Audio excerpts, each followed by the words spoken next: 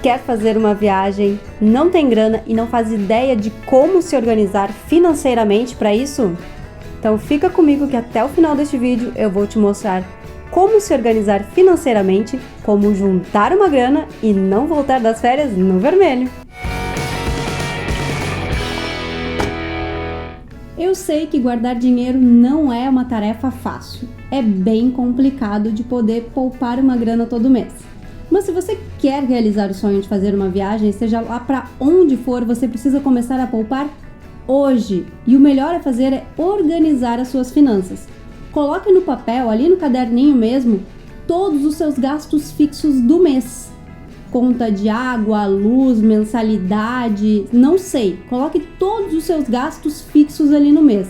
Assim você vai ter uma noção do que é fixo, daquilo que você gasta todo mês, que você tem que ter o dinheiro certinho para pagar mês a mês. Depois você anota tudo aquilo que você gasta com supérfluos. Por exemplo, café da manhã que eu tomo uma vez por semana na padaria. Aquela teleentrega que eu peço toda sexta-feira ou todo sábado.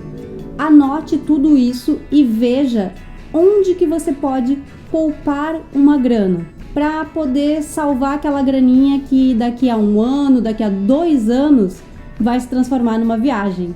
Touché. Guardar dinheiro é apenas uma fase do planejamento financeiro de uma viagem. A fase número 2 é o levantamento dos preços mais altos com a viagem, que é a passagem aérea e a hospedagem. E como eu costumo fazer e tem dado certo nos últimos anos? A primeira coisa que a gente precisa fazer é garantir a passagem aérea. E aqui o bom é que dá para parcelar, e em longas vezes. Mas como eu costumo fazer? Eu compro com no mínimo 5 meses de antecedência para poder parcelar a minha passagem em no mínimo 5 vezes, dependendo do valor. E como eu já me organizei financeiramente, eu sei o quanto eu gasto por mês, eu também sei o quanto que eu posso botar da parcela, quanto pode ser o tamanho da minha parcela da passagem. Na hospedagem, geralmente, quando você viaja para fora do país, você não consegue parcelar. Você paga ou na hora que faz a reserva, ou quando chega no local, na hora do check-in, ou até mesmo fazendo depósito de 50% do valor da sua reserva. Então você precisa estar preparado por esses 3 cenários, que você já vai saber com antecedência, porque quando você pesquisa sobre a hospedagem, você já tem uma noção de valores e de quanto você vai pagar. Então, eu geralmente faço assim, digamos que eu preciso reservar 3 hotéis para aquele meu destino de viagem. Eu vou fazer uma reserva no mês, eu quito ela, faço outra reserva no mês seguinte. Depois de quitar essa segunda reserva, eu vou fazer a minha terceira reserva. Isso no caso de eu ter que pagar ela 100% na hora de fazer a reserva. No caso de você pagar apenas no destino, quando chegar lá, você já precisa incluir esse valor naquele montante que você vai juntar para levar para sua viagem. Depois que eu já fiz o levantamento e já comprei algumas coisas dos itens mais caros da minha viagem, eu começo a calcular quanto dinheiro eu preciso juntar em espécie. Eu já tenho um gasto fixo que eu determino para cada viagem. Eu determino que eu vou gastar $50 por dia de viagem. Se eu for fazer uma viagem de 10 dias, eu vou ter que levar $500 em espécie. Sabendo esse cálculo, eu já sei o quanto que eu preciso economizar por mês para chegar na quantia em reais para poder comprar os meus $500. Nesses $50 que eu calculei para gastar por dia de viagem, já está incluído aí alimentação, transporte e lazer. E olha, vou te dizer que dá e sobra, viu? Sabendo usar direitinho, não tem o menor galho. Por isso que é tão importante você planejar com antecedência a sua viagem. Você pesquisar sobre o sistema de transporte no local, você pesquisar sobre as atrações que tem perto da hospedagem onde você está.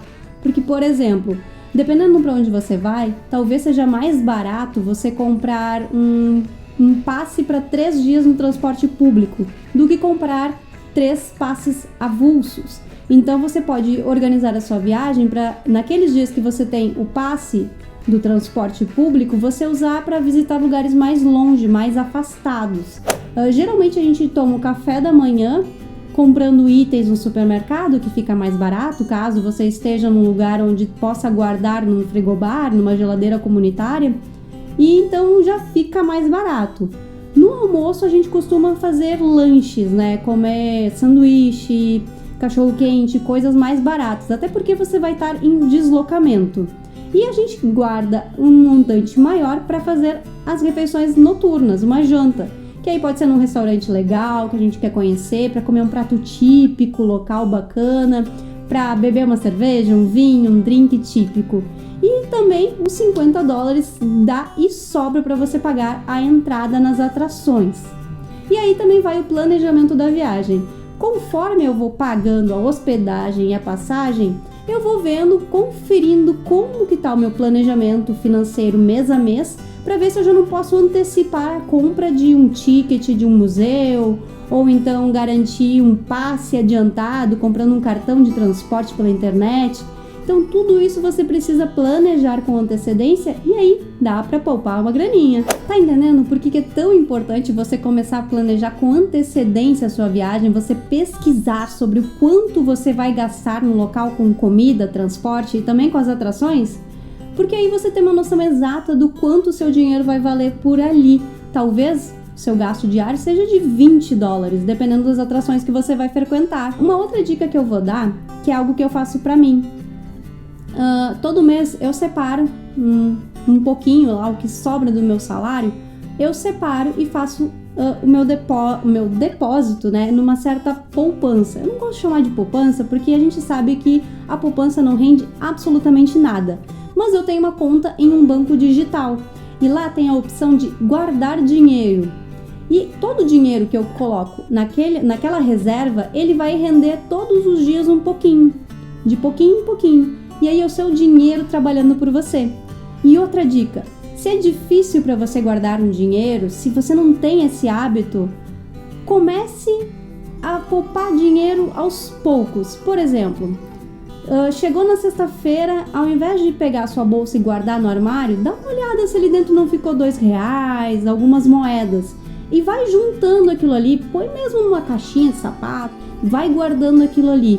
E veja o quanto que você consegue juntar mês a mês.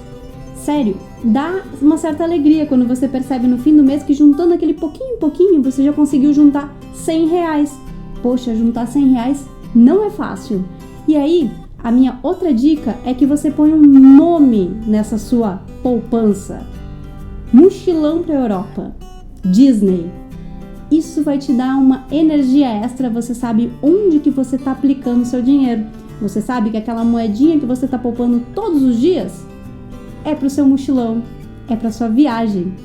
Sério, parece besteira, mas quando você dá nome para o seu objetivo, ele parece mais concreto e ele parece que fica mais perto de ser realizado. Não é fácil, não, ainda não é fácil poupar dinheiro. Mas eu guardo cada centavo. E eu vou te contar que depois que eu volto das minhas viagens e eu não tenho nenhuma conta para pagar e eu não volto no vermelho, isso chega a dar uma satisfação e eu já começo a juntar dinheiro para a próxima viagem. E você já começou a guardar sua graninha, o seu dinheiro suado todo mês para poder fazer a sua viagem dos sonhos? Para onde que você deseja ir?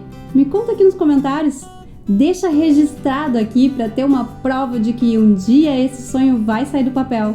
E aí você volta aqui e me conta para onde você foi. Até a próxima semana. Tchau, tchau!